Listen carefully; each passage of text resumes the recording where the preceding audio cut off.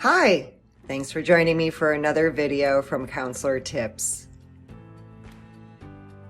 In this video, we're going to be covering some things that I think supervisors and supervisees never consider.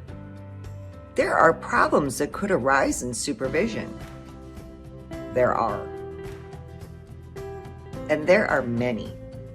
So hopefully this video will touch on multiple problems that could arise and get you thinking about some solutions on how you can handle difficulties. There is always disagreements and difficulties when having a relationship. And remember, even though it is a supervisory relationship, it's still a relationship. So hang in there as we cover multiple topics that can creep up and complicate supervision. Competency. So what we would expect for a supervisor is for them to have a level of competency in order to be a teacher and a guider to their supervisees. But sometimes that's not true. Sometimes people don't have the level of competency required to be a supervisor. Some supervisors can lack knowledge in areas that a supervisee desperately needs. What can a supervisor do? A supervisor can attain continuing education to help them be a better educator and guider to counselors in training and provisionally licensed counselors. Sometimes a supervisor is not aware of supervision models, even though if they've graduated from a K-CREP program, they have been taught them. It's like maybe they didn't pay attention, didn't think it was important. I'm not sure. But if you're thinking about becoming a supervisor, or you are one, consider buffing up on supervision models and using one to help guide the process of supervision. Some supervisors have difficulty with providing well-rounded feedback to their supervisees. This indicates that the supervisor has their own struggles, either with approval seeking or people pleasing. Well-rounded feedback includes compliments, encouragement, affirmation, as well as a critical critique. And so in an area where a supervisee is not performing well, they need to know whether it's use of theory, skills, time management, documentation, rapport with a client, and so forth. You're a better supervisor and do the field justice, as well as your supervisee, if you get comfortable in delivering well-rounded feedback. Some supervisors lack solid clinical skills. I know, we don't think it's going to happen. I mean, in order to be a supervisor, that means you have to have some field experience, right? In the state where I'm practicing, you have to at least graduated from a program and be under supervision yourself to provide supervision to students. But that doesn't mean that they were very good at their clinical skills to start with. And so now you have people who don't have competency in their own clinical skills, supervising people, trying to guide and teach them to maybe the wrong way. As a supervisee, you can ask for your needs to be met. You can go above your supervisor's head and express your concerns and ask for a different supervisor. If you're provisionally licensed, you can seek out a different supervisor, and you have the right to terminate your supervisory relationship at any point if you feel like your needs are not getting met. Another area that can be problematic in supervision is abuse of power. This part makes me really angry. Supervisees are relying on us as licensed counselors, as counselor educators, to guide them correctly and not exploit them, not to hold power over them because there is this hierarchy of, I have something you need. This is so distressing to me. If you find yourself in this situation where your supervisor is not giving you what you need, is in any way using coercion or threats with you, you need to talk to someone else immediately, and try and find a resolution, even if it is changing supervisors. Behaviors like that are reportable offenses to the board where the person is licensed. No, a supervisor cannot hit on you. No, a supervisor cannot expect you to come to a gathering that is personal. No, a supervisor cannot ask you to have sex.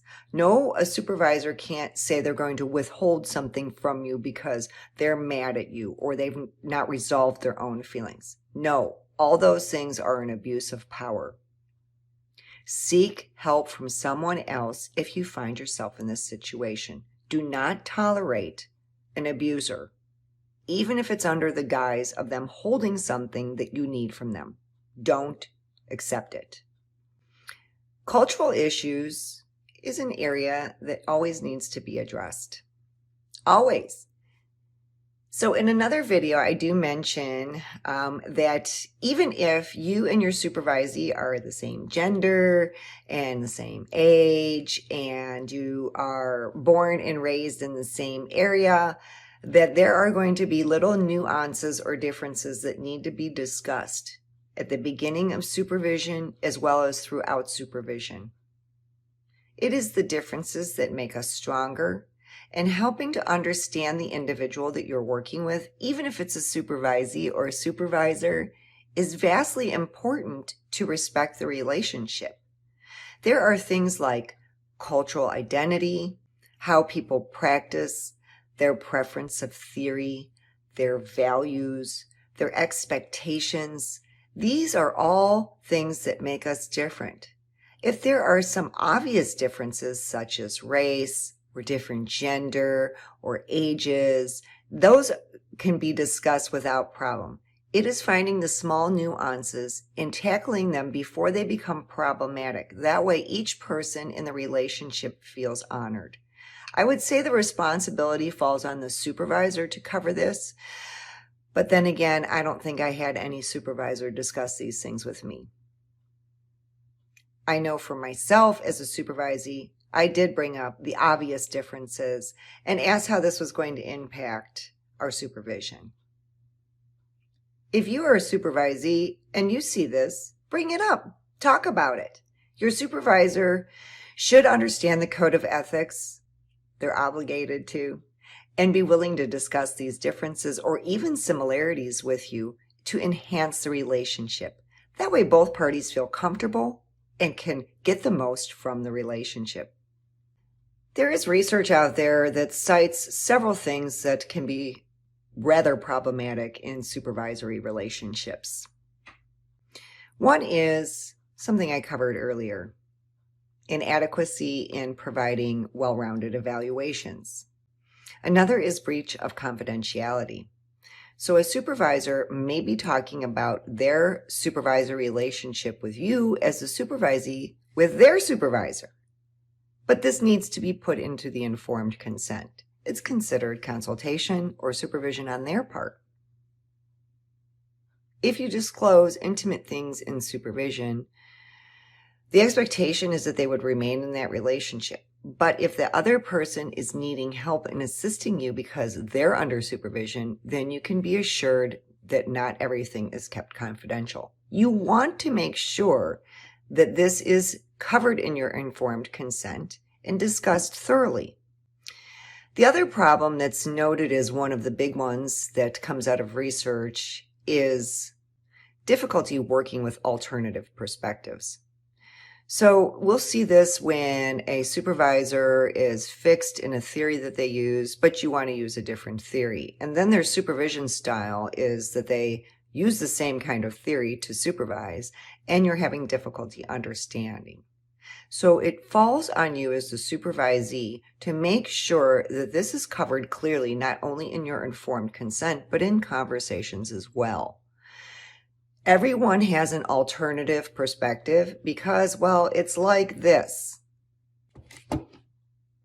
You put on a set of lenses and they're made for my vision, my eyes. They're not made for yours. So my life experiences have influenced my perspective, and your life experiences have influenced yours.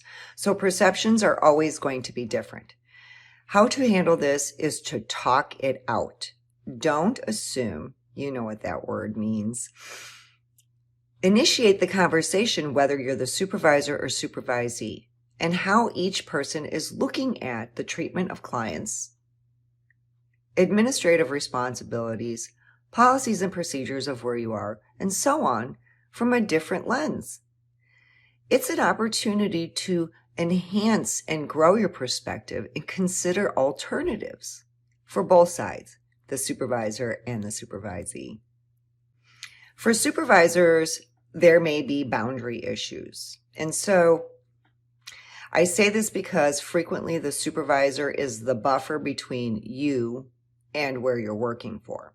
So they may be a clinical supervisor. That means that they're supervising you with regards to your client cases, but they also may be administrative supervisor, and that means that they have responsibility to the agency or the facility to handle all the policies and procedures as well. So it's really difficult for a supervisor to navigate loyalty to both and protect both, or to be the buffer between both. That's learned. And each place is different. So if you're a supervisor and you've worked at one place, it may be one way that you've learned to be the buffer. Now you're in a new institution and it's a different thing to learn and to navigate. If you're a supervisee, just bring up where you have concerns. Talk about it honestly. Talk about your concerns. Talk about the things that you see. Talk about concerns around loyalty. Talk about concerns around trust with regards to this. But understand that when there is this boundary blurring for supervisors, sometimes it's not able to be avoided. Another area that may show up in supervision that's a concern is transference and countertransference. So we sometimes like to let transference occur, especially with clients, because it can help them resolve some of their concerns in relationships where the other person is not available to resolve a concern with them. So if we allow a client to transfer relationship dynamics to our relationship, it can be very therapeutic. And supervisors sometimes have to allow the same thing. Now, countertransference would be when the supervisor has unresolved concerns and they're bringing them into the supervisory relationship and really placing the responsibility on the supervisee to resolve. If this happens, you need to talk to your supervisor immediately. You need to bring it to their attention. Remember, supervisors, even though they generally have a lot of field experience, if they're a great counselor, they're going to be open to learning. So that means that they would be willing to learn from you as well. Just because you have less experience doesn't mean that you can't be a teacher. Don't forget that. Another concern that can happen in supervision is navigating the state law and what the state says with regards to direct hours, indirect hours, supervision hours. Can supervision be in person? Can it be triadic? Can it be group supervision? Is it only individual supervision? Can it be with the use of technology? This is a lot for a supervisor to navigate, but don't leave it just up to your supervisor. It's your education and or license that you are trying to earn hours towards. So you need to know your license law as well and follow it and make sure that your supervisor knows your requirements. It is your responsibility. It's what you're working towards. Be a partner with your supervisor and help educate them. Supervision is a complex relationship, and there are so many facets that I just can't cover them all in one video. So stay tuned, because I'm going to have more videos on supervision to help support you. If you feel that you know a supervisor, a counselor in training, or a supervisee, or a provisionally licensed counselor that can benefit from these supervision videos, please consider sharing it. And if you think you're learning from counselor tips and want to learn more, consider subscribing to the channel. I'll see you soon.